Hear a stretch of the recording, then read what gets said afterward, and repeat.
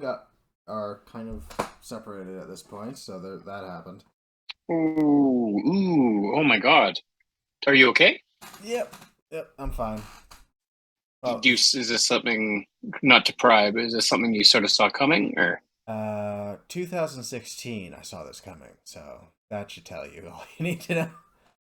This has Oh actually been boy, I'm, actually after the initial whole uh thing. This has actually been quite relaxing. okay, good. After Yeah, after sometimes the it is police that way. showed up, the screaming, the yelling, and the separating, and all that stuff. Oh boy, so it was kind of ugly, it sounds like. Yep. Wow. Well, I'm really sorry to hear that hit. I'm also, my parents were divorced. I've been divorced. I've worked with a lot of people who are getting divorced, and I know that it's not always a bad thing. No, Um, it's not. I always feel bad for kids. But it's all about if you're sort of finding a way to manage it emotionally, then it's probably a good thing. I found a way to manage it when they were fighting it like on the daily, so I'm actually pretty good right now. Oh, good for you. Hey, I hear you. My dad remarried when I was 15. My mom left when I was one, and he remarried a complete and total. I want to say that she is not a bad person, but she actually is a bad person. Or Wait, was a bad you person. actually got an evil stepmom cliche? Yeah, it 100% was, and I should let me rephrase that. I think it's less about her being a bad person than just a really psychologically troubled person, Hmm. who made life very difficult for us, and especially at 15, it was part of what drove me away from home. But Hmm. you're 24, 3. 23, yeah. Yeah. What? Wow, so 2016, so nearly 7 years, 6, 7 years for you. Yeah. Pretty Honestly, much the whole time I've known you. I would have, yeah, I would have left home earlier, but I do not have the economic success to do so. So, Yeah. yeah. Wow. Well, and so you're living with one of your parents now, obviously. Yep, still in the main house with dad. Mom went off to her boyfriend, so that's happening. Oh, okay. Yep. Wow. Okay. Well, if you're feeling generally good about that, I'm happy for you I and your know. dad. It sounds like. I don't feel like great about it, but like it's Mhm. not in my face, so I'm not going to deal with it. Fair. Fair enough. Okay. Well, let's deal with something that we can deal with, which is this. This is great. Love the change, some of the changes that you're going into here. So, just a few suggestions, just in terms of Yeah. some of it's just structural, and it's going to take care of itself probably in your second draft. Um, things like I love this image of towers of clouds. At first, I was like towers of clouds rolled across, and I thought, what does that look like? Except that it is what it sounds like. It's what it suggests, like long vertical clouds, but they're moving this way. Yeah, well, I figured just saying cumulonimbus clouds moved over the sky would just not sound as interesting. Well, I love the idea. Like towers of clouds immediately made me think of the tall. What are the names of them? I forget. But then Lord of the Rings and other ancient battles when they'd move in those sort of fortress things, roll them in, and then down the gates, and people would run up to the top. That's sort of the closest analogy I could think of because I couldn't think of anything else resembling a rolling tower. Kind of cool. Um, and I thought, you may want to change the shape and the movement of the clouds, even though it may seem like a small thing, and I don't want to dwell on it. Later, once you're establishing the tone, because the overall thing I'm gonna sort of respond to in the first part of these pages is making sure we're actually making it creepy for the reader. Right now, the only indication that this is creepy and would make a person's skin crawl is because you literally say she's getting a creepy vibe, and her Hmm. skin is crawling, Yeah. which is sort of akin to saying, writing a scary scene where the only thing scary about it is somebody saying this is scary. So we just want to make sure. So but I love the direction you're going into. So right now it's a good description of an old graveyard, but I want to I want to help you sort of move towards what about this would scare somebody? What about, I mean, is it just the fact that they're in a graveyard? Um, Sometimes it's a matter of, sort of like, feeling that this is the way a Stephen King would do it, like feeling as you're walking through a graveyard, this might be an answer. Some people are creeped out by graveyards because they're afraid of ghosts, quite frankly, Yeah. but more to the point, not just generically ghosts, but getting a sense that they can somehow feel the presence of the dead and they're not quite dead. Like that's the only thing that would be theoretically scary about a graveyard. Either that or there's people hiding and are going to jump out. Just one or two things. What do you think? Yeah, I have to agree with you. The only thing I'd find creepy about a graveyard is if there was no sound, no birds, no wind, nothing. Okay. I Ooh, I love that. Well, Yes. that's just true of humans. Like if one of us Mm-hmm. stops talking and we don't say anything, eventually the other person will be forced to speak to fill in the silence. It's a negotiating tactic. So let's say for the sake of argument that the only description, I don't think you should only make it this one, but let's say for the sake of argument the creepiest thing you're going to make about this is that you can't hear anything. I fucking love that, number one. But then now it's a matter of how do you convey that to the audience. This is just a test. This is the kind of thing you could do. It's all about, first of all, the thing that I love that you're doing is you're giving me the entrance to the graveyard from Ramona's perspective primarily. This is the focus is on her. That's obvious from the very opening. Mm-hmm. And what we're seeing is that so I might start by saying, okay, there's two things we got to do here at least. We got to establish what is it about this place that's freaking Ramona out, and then let's get into her head as quickly as we can. Let's get into her head and really see it, and more importantly, feel it. And that's not a matter of adjectives and adverbs. Mm-hmm. Certain writers get shit on all the time because they simply go creepily, scarily. Okay, nice. I can use adjectives too and adverbs too. Make it scary. Don't just say scary. So for example, if she walked into the graveyard, she was like, when I walked into the Colosseum in Rome, this is not at all the same thing, but it's sort of the same thing. When I walked into the Colosseum at Rome, Mm-hmm. The first thing that really hit me was, holy fuck, I'm in a place that's been here for 2,000 years. Like they fed people to lions right there. Like I was like, oh shit. And I'm not a superstitious guy at all. But as I walked through, and like it's the wind and the elements. Have you ever been to Rome? Have you ever been to the No, Colosseum? I always wanted to. You'd love it. It was like a dream come true. So I just started touching the stones because I realized, oh my God, people walked through here to go to the bathroom to take a piss. People walked around here to get a drink of mead over there. This was the pathway that the soldiers took people to the central grounds to die. And it was like, or just sports. And there was just this overwhelming sort of weird sense I couldn't shake that it was almost like everybody who had ever been here was somehow with me. I don't even know how to describe it. But graveyards do that to a lot of people times 10. The weight, yeah, I love that. But really getting a sense of sort of like, so first thing I'm going to do is I'm going to give you there's two obvious things that come out of this week that I'm going to encourage you to focus on nothing else but. And we could easily spend a couple of weeks working on this, which wouldn't be a bad idea. To really help you get comfortable with living in a scene and fully feeling it. Closing your eyes. For me, sometimes I get high or have a drink.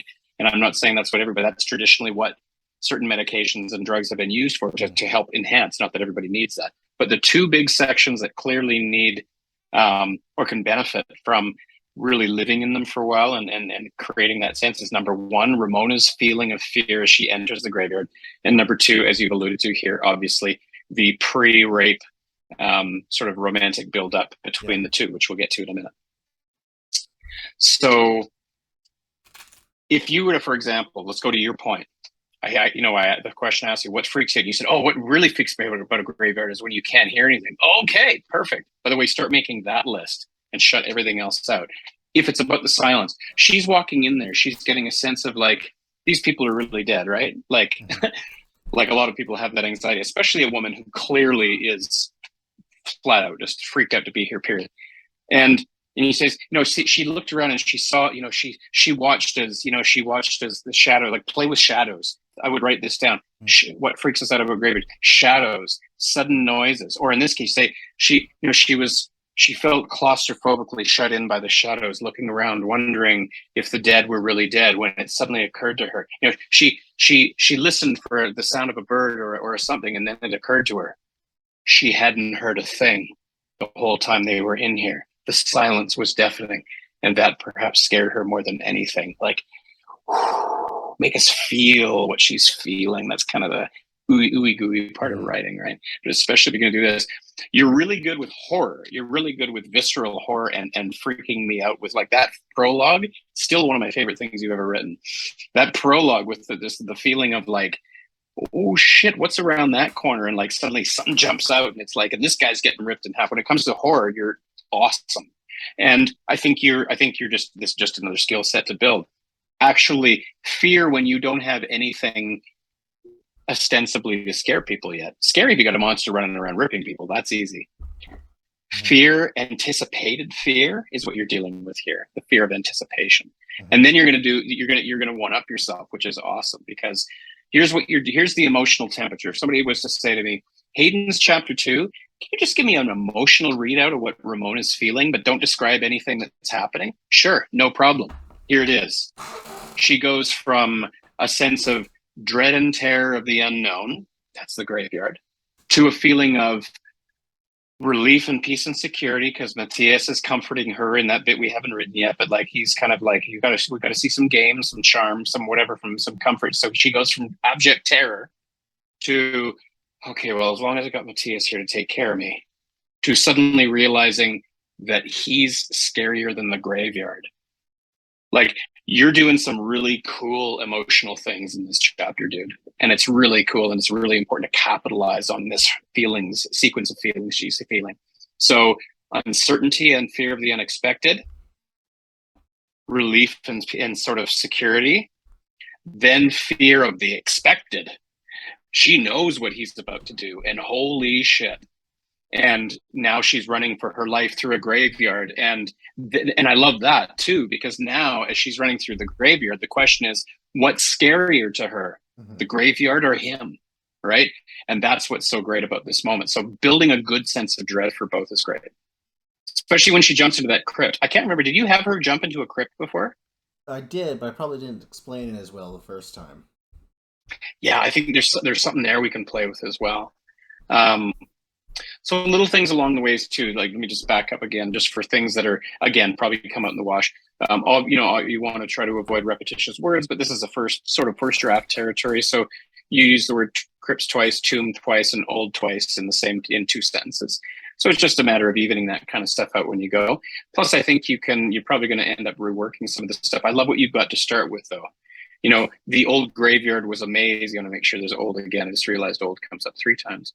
Um, the old graveyard was a maze of tombstones, comma, the names of their occupants lost to history, I think is what you meant. Because you say the old graveyard was a maze of tombstones and crypts, their names lost to history. Who are they?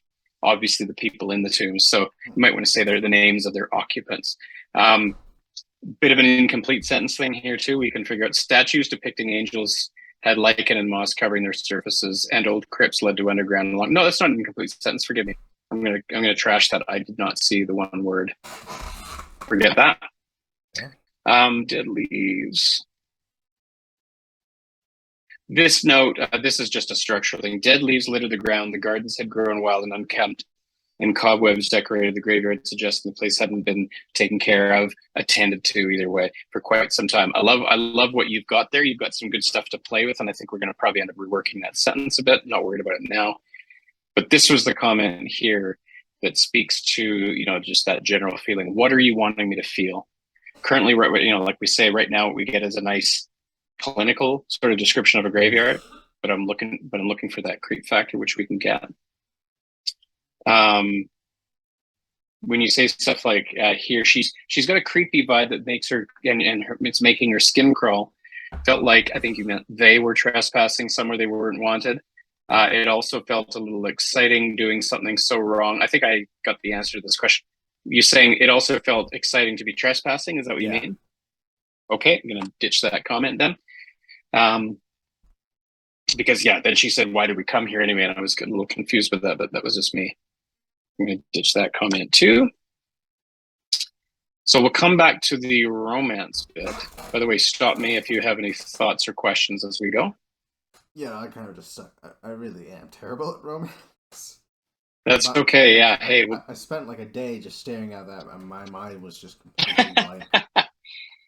this can only. I mean, I hear you. There's no way I could, and there's no way I would have been able to write a scene like this if I hadn't been in, several relationships. I wouldn't have a clue. Um, so, and I'll never be the guy to make you feel a second bad about that. That's just reality. We'll help you get there. If you want me to speak from my vast experience, I'm happy to pass that on. Um, but I think I what's going to happen is I'm going to end up combining the creepiness with the romance in the beginning. So like try and push her more to be put off by the graveyard. That she kind of like we get some romance scenes with him holding her and stuff. And then I turn that 180 and he's the monster and the graveyard is her sanctuary. And by the way, if anybody ever asks you, give that answer. That's the best answer I've ever heard. That was awesome. He What? becomes the monster and the graveyard becomes your sanctuary. Did you just make that up? Yes. Amazing. That's what I'm Amazing. That's It's not great. even true because then it flips again and he gets eaten by the ghouls in the graveyard and she runs away. Yeah, the monster. It's, you know what? Each of your chapters, dude, this one chapter could be a short story clinic in managing psychological fear. Like, no shit. Like, you've got a woman walks into a place she's terrified of with somebody she thinks will comfort her, and all of that reverses by the end. Like, you completely haiku this shit, and it's awesome. Now it's just a matter of making sure the emotion of that Yeah. Now I just have to feels actually authentic do and it comes right across. instead. Yeah. But structurally, man, that is very cool. That is I'm a very starting to cool think I'm thing to much do. better at the structure of a story than actually writing it per se. You know what? I was listening to an interview with shit. Who was it? I think it was Fran Booth and Peter Jackson. They were talking about Lord of the Rings, and they said exactly that. They said one of them is great at the macro, and the other is great at the micro. One is really good at getting the overall picture, and the other one goes in and bakes the details. I'd love to have You like an know, actual partner for writing stuff because I feel like it'd go so much faster. you are Saul. You know what? I couldn't agree more with you, though, Hayden. As long as I've known you conceptually, you've got wicked structural ideas. You've got big picture coming out of your ass of really really good things. But I would say this to your Mm-hmm. credit. I've also seen you watch, the macro, the big structural stuff, never ever a problem for you. It was always about, not that the other was a problem, but it was not rushing through. It's always been not about making sure you don't rush through a scene. You sit in a scene. You experience first as the writer the humanity and the experience of the moment, so that you can then write that in a way that other people feel it too. And you're not alone. Yeah. Um, so and we'll get you there. But your writing has improved vastly when it comes to the small stuff too. Um, when we get to this point, because to me, this chapter, I can see us spending 2 or 3 weeks on, which I think is fine because it's not just going to help this chapter get strong; it's going to help your writing in general strengthen. Yeah. I'm also taking some spare time to relax my mind and keep going with the story because this is mind numbing. You know what? Absolutely, and I'm happy and use and abuse me that way. Like if you just want to say like, Paul, we'll come back to this. Fuck it, I'm on to chapter 3. Like you did, you gave me chapter 3. I didn't get to it, but I'm going to get to it, Yeah. right? But you keep writing it whenever I get to it, because if your worst problem is that after that you lay down the macro quickly and we got to go back and fix the micro, that's a great problem to have. Well, I figured Some people I are figured stall on both. I figured I'd rather just finish the entire first draft really shitty version of the story than just sit here with you and nitpick this one chapter for weeks like we already did. Yeah, I think and I think it's worth it. I never want to drag anything out, and I'm always phobic of making it. Never wanted to even give the impression that I'm wanting to drag it out. But if you want, you're clearly headed in the direction of being, I think, a very strong writer. And I think with stuff like this, because you kind of made the shit sandwich for yourself. So congratulations, because what you've got is 3 great problems in this chapter. You've got the opening bit and creating the fear of the graveyard. You've got the transition from romance to rape, and then you've got her, mentally pulling out of this like Texas Chainsaw Massacre. So you've got a classic horror scene, classic, and and because it's been done a million times before, you don't just need to make it good in terms of logical and easy to read. You've got to make it somehow different than everything else people have seen like this, and we can absolutely do that. So we'll come back to the romance, but it just go occurred ahead. to me in hindsight. The BPA storyline is more like the X Files, and I give it like I'm going like really heavy on like the horror here on this. I guess for lack of a better, let's call it book 1. I'm going really heavy on like the horror and gore in book 1. I'm wondering now, like I'm not sure about the other follow-up novels I'm planning are even going to be approaching half the crap I pulled in this one. Do you know what's so bizarre? Like, I wish I could do a little mind meld with you. The album I'm working on right now is just about done, and I've spent 3 years baking, marinating. Each of these songs, I think they're going to be fucking amazing. But it's taken that long because I've gone back and I've tweaked things. The original idea I had was just like a series of chords. 2 years later, it sounds like a symphony, symphony slash EDM dream come true. I hope so. It's all of that, but it took so much time because you don't know. When I did this once, I compared, not this week but last week, I compared your prologue and chapter 1 to the very first version of the BPA you ever sent me, and it was unbelievable. It was unbelievable, and you had in the graveyard as well, the graveyard bit, because it's all different. Oh, the graveyard has been literally the part that's probably had the most work received of literally any other part of this entire book, including the very first draft. Originally, you just had a couple of a guy and a girl walk into a graveyard, and they're pretty much stuck in a blender immediately, and then here comes Julius. Whereas now you're making these people feel like making them feel like people. And there's a maturity to it. So, for example, if I can give you just a few things to chew on, do what you want with it. Before I get, so the stages, again, it all comes down to the stages, and I would think just as mathematically and process driven as this. Section 1 of the chapter, she walks in afraid, but is holding Matthias's hand. He's leading her in there. That's what I love, is like she's willingly following him into this place. That's the level of her trust for this guy. He is a source of comfort, and there's no doubt in my mind that part of the reason he's probably brought her here for 2 reasons. Number one, to make her scared and soften her up to depend and need him. And number 2, because nobody can hear her. Yeah. So there's a practical reason, and there's a psycho-emotional thing that he's trying to do to her. It's all part of him. This guy is like serious sociopath. Like, in my mind, he brings her here, and I think a lot of men like this are, even though they would never see or admit it. He's brought her here to weaken her and to keep her from escaping. It's so awful. It's so sinister. But she doesn't walk in there with any clue that this is the case. So what must have, let's back up and imagine what happened before they got here. Now, none of that's going to appear in your story. But what happened before they get there? And again, you don't have to go into this at all. Let's imagine for a second, they went out for dinner, or they went to a movie, or they hung around for a little bit. He didn't just pick her up and say, "Hey, let's go fuck in the graveyard." Like, probably they had a bit of a night, right? So they're here, and so they're describe physically what they're like. Like, he isn't just leading her like, "Come on, we're going to the graveyard." Like, so we want to get into the intimacy of what do they physically look like as they enter the graveyard. Is she clinging? Like, in other words, Ramona Martel isn't just following her boyfriend Matthias as he leads her into the graveyard. She's clinging to his arm as they're going in, things like that, right? When they get in there and so on, like, she's looking around, she squeezes his hand, and he says, "Don't worry, you're safe with me." Total bullshit, but that's the kind of shit he would absolutely drive. Don't worry about it. It's going to be okay. Lead her and us to believe he's fine. And what's his story? My suggestion would be he starts to tell her a story, because this guy is almost psychopathic in my mind. I'm not trying to rate your story for you. I'm just giving you shit, take it or leave it. I don't really care.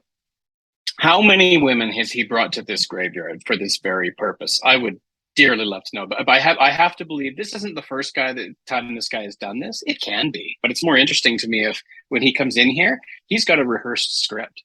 Maybe he's telling the story of his dear old grandmother who was buried here. Come on, like, what would you have to say to a woman to soften her up while you're helping her manage her fears? That's the shit he should be talking about. You got tons of options, so many options, but like, it would be neat if he's telling her a story as they're walking in, and then some kind of a conversation. Not to be long, very short. And maybe it's not a comforting story. Maybe it's a story to scare her, but still not any reason to believe he's going to rape her. Like, maybe he's telling a ghost story as they walk, and she's like, "Stop telling me stories like that. I'm already scared." Like, she's like, "Oh, I want to see those emotions."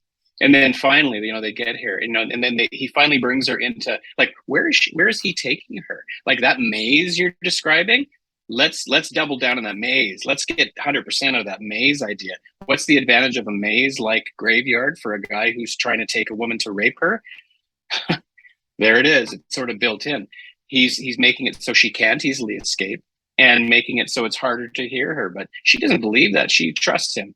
So that's probably the way I would design this, is he's leading her to the center of this graveyard, whatever this looks like, through the maze, knowing, and when she suddenly realizes that, the moment when she suddenly realizes this guy's a creep who's trying to rape her, it suddenly becomes clear to her, oh my God. And we want to get into her head and get some thoughts. This guy led me to this.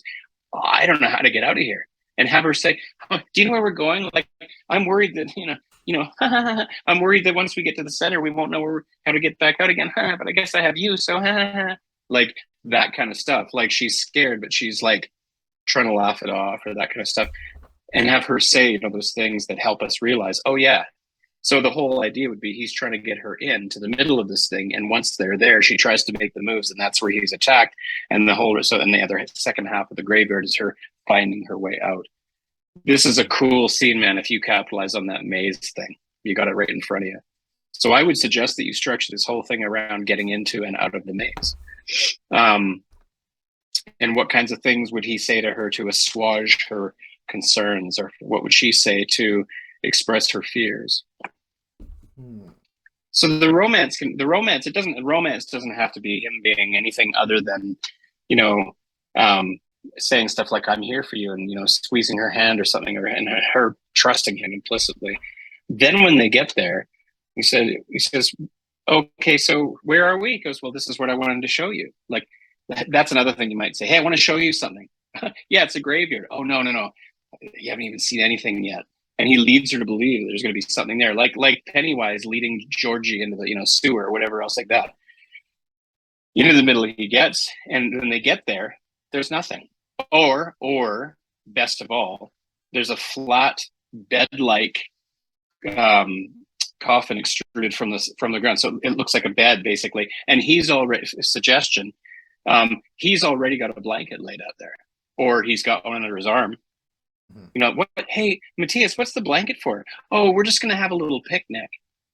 And maybe he's got, fuck me, man, he's got a blanket under one arm and a picnic basket, like, for real. And he brings her out there thinking they're gonna have a midnight picnic. Isn't that romantic? Yes, it is, until you realize that the blanket is to put down on this thing, and the picnic basket is full of duct tape and a ball gag, and the sky's the limit. Like, imagine if she say, so we're going to have the picnic here? And he goes, say, yeah, let me just get it set up. And while he's putting the blanket on, she takes a peek in the picnic basket. And that's what kicks this off. And she goes, where's the food? Right? He says, what's with the duct tape? Like, and then it goes sideways from there. Like that, I would be at least considering going that dark. And now I really want these monsters to tear this guy apart, and I don't want you to do it slowly. Everything I said in the prologue about how you should, suggesting that, like, get through the gore as quickly as possible, not this time. I want to see it. I don't mean to take pages, but if this guy, depending on how rough he's been with her before the monster appears, and don't be afraid to have him rough her up a bit or whatever you want to do. It's your story. But it's proportionate. In proportion to how much he has hurt and scared her, I want to see him hurt and scared, because that's how karma in stories works. Ideas, food for thought, whatever you want to do there. But this, he's taking her into the middle of the maze for a midnight picnic, and that spending that much time and thought on this part of the story is absolutely worth it, even though these people will never appear again. Sort of maybe the next chapter to tie it up. It shows that you're a writer who cares about making each moment seem important. And then what we can do is, when we get to the rapey bit, same thing. The same way that when they walk into the graveyard, we simply say, okay, she's creeped out and her skin was crawling. We want to actually do things that make the reader's skin crawl and feel creepy. So that's what you're working towards. Same thing here. Right now, his dialogue, once he starts getting rapey, largely consists of, I want to hear, relax, no one can hear you anyway. Don't act like you didn't want this to happen. So it'll be interesting to see if there's value in having a charm, have any charm here at this moment. Is he trying to seduce her? And what does that look like? Does he start with, I'm safe? And he said, oh, come on, you know you wanted it. Okay, stay still for Christ's sake. Like eventually there's no charm. Mm-hmm. What we want to do is avoid anything that sounds like, quiet, I'm trying to rape you, right? Until we get to the point where that is exactly what he would say. But that's like at the end, like, don't act like you didn't want this to happen. Like, but I want it here. Why do you want it here? Why do you want it here, Matthias? What have you? No, but by that point, probably, oh my God, not here. Oh, come on. Where's your dialogue from SVU? Absolutely. Like, where's your sense of adventure? Right? Like he says like that. Well, you said we were going to have a midnight picnic, but I mean, wait a minute, what's this in the picnic basket? Yeah, well, and then wherever it goes from there. And then eventually it's like, stay the fuck down. Eventually it gets just, there's no romance in it at all. Little thing frantic. These are things we're gonna work on later. I love the ducking into the crypt. I love the idea that she's in the crypt, and the idea that she's in there thinking it's safe, and then he appears and he's walking towards her and just about to get her. If you come out now, I'll go easy. And again, these are dialogue things that are negotiable. We can figure that yet. It struck me a bit false that person wouldn't say that, simply because no person on the planet believes that. Mm-hmm. Nobody, even especially in her state, believes that if she comes, this guy brought fucking duct tape to the middle of a graveyard. This guy absolutely will not go easy on me if I come up. Mm-hmm. So we can talk about that. Like, how much jeopardy is she in? But then if she leans further back into the crypt, steps further back, and she feels that the slickness of that woman's body. Little suggestion here: as she saw a woman's body, or more accurately, the half-eaten remains of one, might be easier rather than repeating woman's body. Food for thought. Mm-hmm. And even though I made the suggestion, Matthias never finished his sentence. He was pulled back into the blackness. My suggestion would be, rather than say roused from his sleep, the monster. Even though that was my suggestion, I know my thought would be describe him being pulled back inexplicably. Like, what the fuck? Like, I want to feel for at least a moment with her that feeling of, oh my God, what the fuck just happened to Matthias? Then show him rising like the bear or whatever, and digging his foot in, because then it's like, holy shit! And she's watching this. She's like, you could go for one of these scenes too. She's in the crypt, and she's watching him be pulled apart, and she slowly kind of slinks around and tries to get around. She doesn't want to get anywhere near this gore fest that's happening, and off she goes. And then you can have a great scene where she's running through the maze, which is, so basically the second half of the chapter, like mentioned before, is the first half in reverse. Okay. First half is they're going from outside the graveyard to the center of it. The second half, she's running for her life from the center of it. And finally makes her way out. Like, I would love it if when she finally makes her way out, that whole time I was not sure that she was going to escape. Until the moment she gets out. And even then I'm terrified. And she runs out into the arms, like, you could end the chapter where she runs directly into the arms of, suddenly, a huge body stopped her, and she screamed, and she looks up, and it's Julius going, are you okay? Like the very last thing you could have is she's run into his arms, or somebody's arms, like, because he wouldn't be there, of course, I guess, Julius. However you do that, I would love to feel terrified for her. And because you did such a good job in the prologue of making me believe that maybe there's a 50% chance she gets out of this alive, because you killed everybody in the prologue. Mm-hmm. And so you pulled a David Fincher in 7. Good job. Where the very first thing that you told me was, there's no rules in your story. There's no rules. Not yet. So anybody is fair game. Mm-hmm. So I assumed she was going to die in this scene.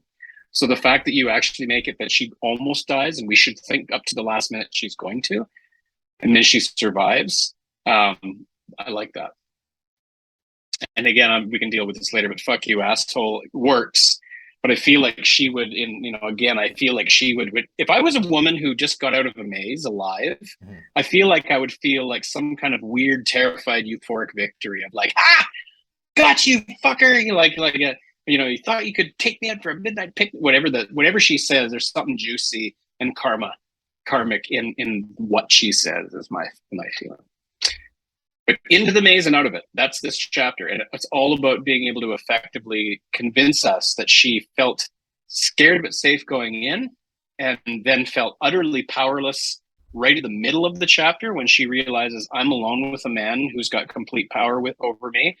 So the feeling of helplessness, the feeling of oh fuck would be strongest at the very middle, but then you do a great one, because then he gets jumped by something that scares the shit out of her. And now, if it were possible, she's even more scared as she's running out of this place. But it's a fear mixed with exhilaration and a feeling of, did I just triumph? Did I just almost get raped and potentially die and manage to escape? And the guy who was there to do that was back there. You can just imagine the flood of emotions this girl is feeling. She's feeling all the emotions. She's jumping back between relief, terror, satisfaction. It's a freaking roller coaster. Oh, this is and so you outdo yourself, right? So you basically got a repeat in a certain sense of the prologue, but it doesn't feel like a repeat. It doesn't feel like you're just giving us the same thing again. There's some ostensible differences that make it quite a different scene. But in both cases, you've had that moment, and then you followed it with Julius, and then you have this moment, and you're going to follow it with Julius again. So what you've done is you've shown us that in the middle of all this chaos, Julius is your man. Julius is the guy that you're clearly wanting me to focus on, as somehow he's going to be involved in dealing with all of this. Yeah. And you did it without having to ever say, Julius is the guy that's going to deal with all this. You did it through action, which is great writing. Perfect. So full steam ahead, dude. And so my suggestion would be for next week, tear this entire chapter apart and do it again, because that's what I'm hearing. Well, no, I guess that's one way to look at it. But basically, I would look at it as compartments in a train. Like each one of these sections is a car in the train. And what I mean by that, again, I'm gonna write this for me so I can remember to work on. 1. Ramona's POV entering the graveyard and into the maze. Not just her POV and emotional journey. Because she goes on a journey, like you just said very well. This is a roller coaster for this poor girl.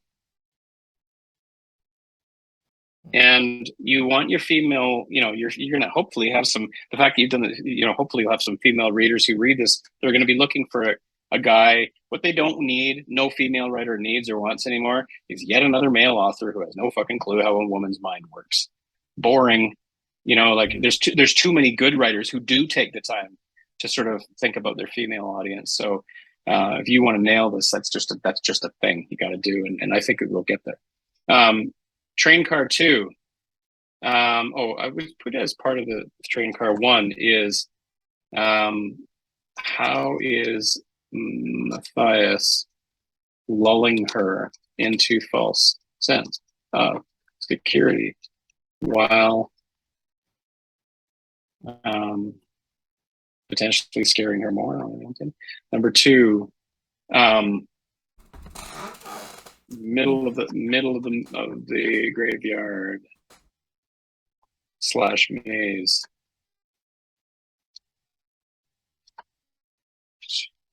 She thinks, I can see this here. Leaning on M for comfort. Question: how is Matthias lulling her to false security? Middle of the graveyard. She's still scared, but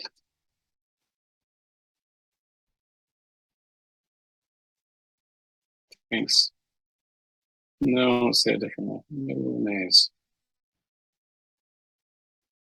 Matthias's plan manifested.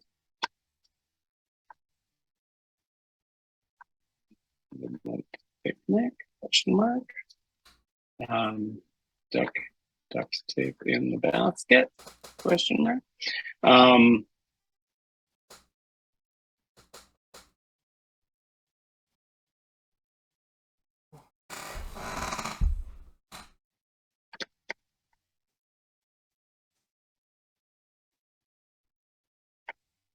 Middle of the graveyard. So first train card is entering the graveyard. Second one is getting to the middle of it.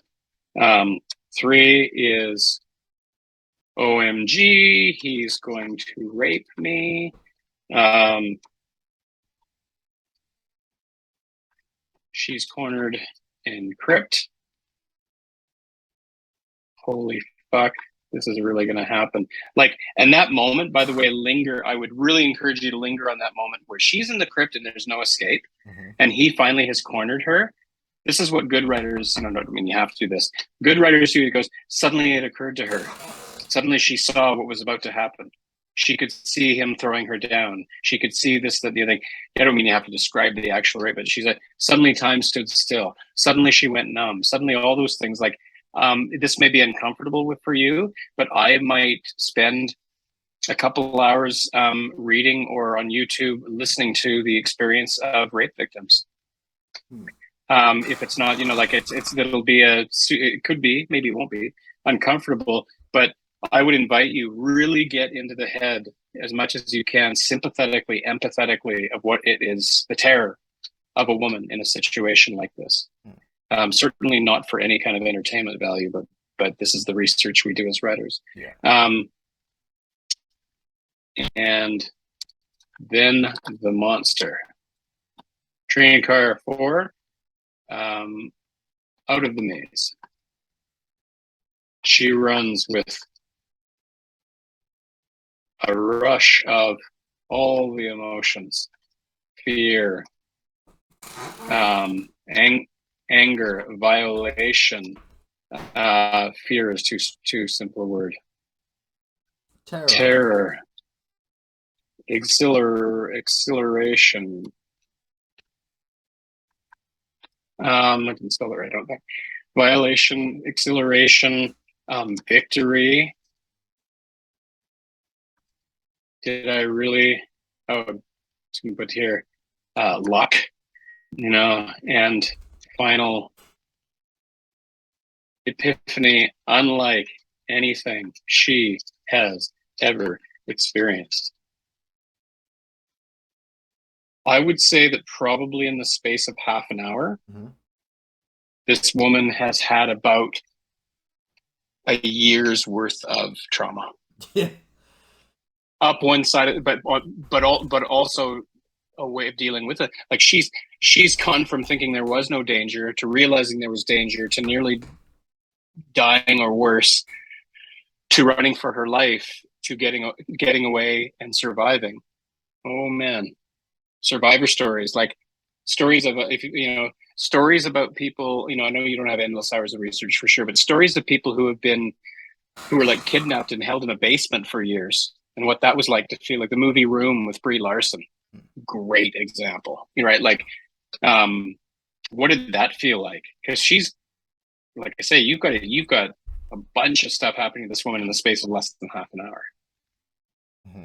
So, and I love that you went into it not necessarily knowing that you would need to or want to do this research, but I love that you gave yourself this challenge, because I think it's going to be wicked when it's done. But that's how I would break it down. And if all we did each week was hit one of these 4 cars, then and 2 and 3 are sort of flip sides of the one. That to 3 cars or 4 cars, entering the maze, in the middle of the maze, coming out of the maze, and make sure that we're the key. Let me just do one more thing here.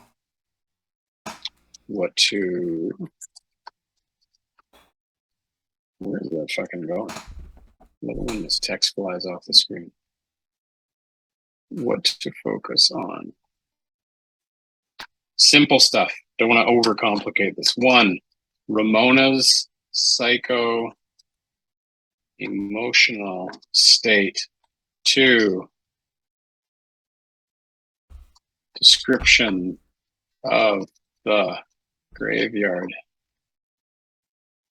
and how it makes her feel. Not simply saying there's cobwebs everywhere, but how else can we spend some time? Do you read a lot of horror? No, I don't think so. Have you read any Stephen King? No. Like, I mean, on the one hand, I have to admit he's a great writer. On the other hand, I'm not a big fan of his work, personally. Fair. It's a bit too in You your know, there's Dean face. Koontz. Yeah, no, that's okay. But Dean Koontz, you know, there's a bunch of other Peter Straub. There's other horror writers. If you can find somebody, even short stories that are good, I'm just suggesting King just because I know he can pull this off. Mm-hmm. But Dean Koontz is another one who can do that. Just to see how other writers do it. Description of the Graveyard. Matthias's plan. I would love to know what his plan was here. And number 4, Journey. No, Pathway into. So focus. My suggestion would be focus on those 4 things on the left to help you write the 4 things on it. So I'll send that to you. Perfect. That's it. It's a whole ball of wax. Oh, that was a longer than usual session for me. Well, at least it felt like that. By the way, Cool. Hopefully it was useful. Did you finally get around to seeing the new Jurassic Park so I can complain about it to you properly? No, I was waiting. My wife was gone for a month and she just got back yesterday. So maybe next week. But thank you for reminding me. I'm going to take her. I'm going to see if I can. Ooh, can I take her tonight? I'm still waiting. I'm going to see if I can. Yeah. I'm still waiting for the new Thor movie to come out on my pirating site. Oh, did you see? Have you seen anything about the new Amazon show, The Rings of Power? Only the trailers. Have you watched it? Is it any good? No, but everything I've heard about it is gone just bad to the extreme. I've heard that too. I've heard not so. I mean, I like the idea, but I've heard. Well, they have hobbits. It was one of those. They have hobbits in the Second Age when hobbits didn't exist, and the female dwarves don't have beards. So that should tell you all you need to know about how seriously they're actually taking Tolkien's work. Which is to say, not at all. This is basically just fan fiction.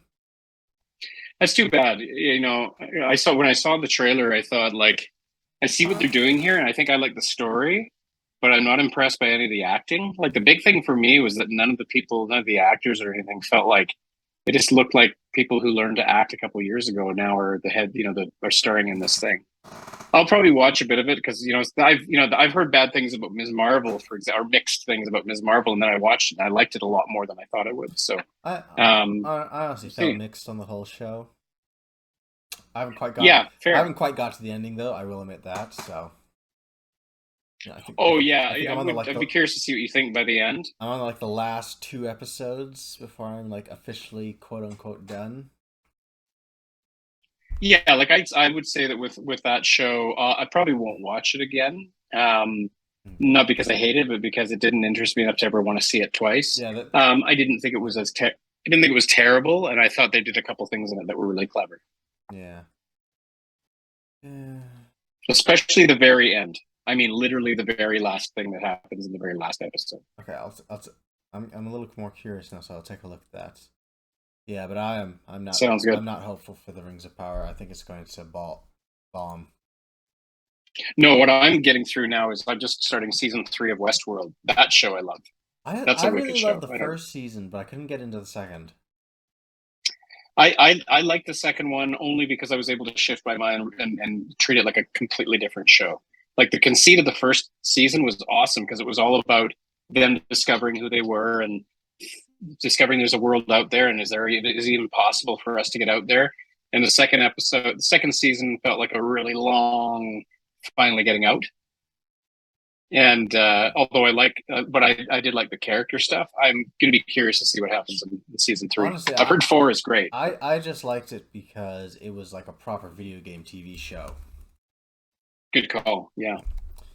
Agreed. Unlike every other terrible show that tried to do video game stuff. Mm-hmm. Tell me about it. Well, I'll promise. Promise. By next week, I'll have seen Jurassic World, and we can talk about it. Good. All right, take it easy, my brother. See you then. Bye. See you then. Bye-bye.